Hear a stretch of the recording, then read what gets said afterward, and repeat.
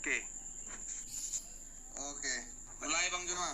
Baik, tadi di awal saudara kita itu mengatakan Islam itu adalah binatang buas gitu ya.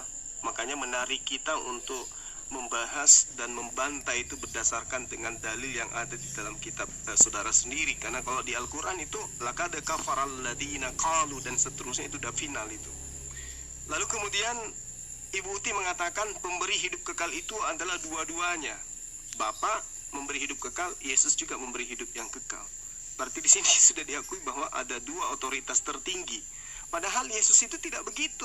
Yesus memberikan hidup kekal ketika orang itu mengikuti firman-Nya, ketika orang itu mengikuti perintahnya. Apa itu? Menuhankan Tuhannya Yesus, satu-satunya Tuhan yang benar, dan mendudukkan Yesus itu sebagai utusan Tuhan. Kepada siapa? Kepada Bani Israel.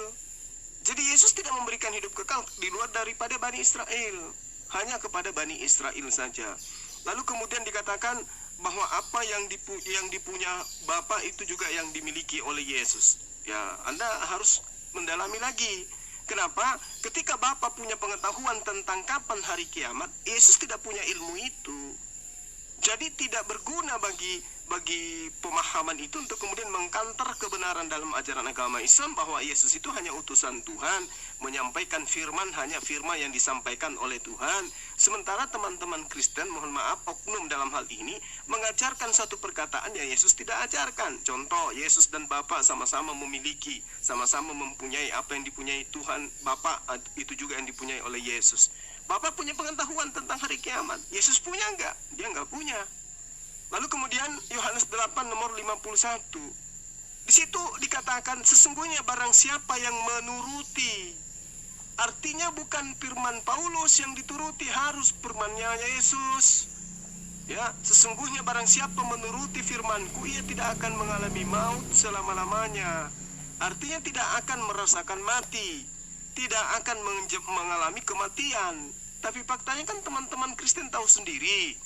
Ya, bagaimana kemudian manusia itu bermatian, dari Islam, dari Kristen itu bermatian semua ketika sudah sampai ajalnya. Bahkan di dalam kitabnya di Perjanjian Lama, manusia hanya dikasih umur 120 tahun, malah dipatok mati di situ. Sesungguhnya barang siapa menuruti firman-Ku, ia tidak akan mengalami maut, dia tidak akan mengalami kematian selama-lamanya. Apakah ini betul? Apakah ini benar? Nah, itu yang jadi pertanyaan kemudian. Jadi kesimpulan saya, teman-teman, bahwasanya damaikan dulu antara ajaran Yesus dengan ajaran Paulus.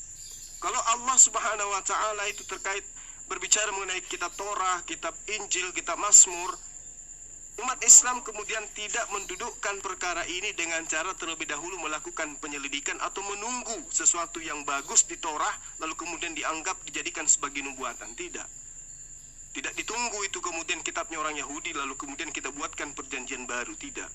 Tapi seketika dari langit dan bumi pewahyuannya datang kepada malaikat Jibril, disampaikan kepada baginda Rasulullah SAW, kemudian kami imani. Berbeda dengan kitab-kitab saudara, itu dilakukan penyelidikan dahulu kemudian dituliskan lalu kemudian diimani sebagai firman Tuhan. Sekira begitu teman-teman sekalian, damai sejahtera untuk kita semua. Mohon maaf ketika ada kata-kata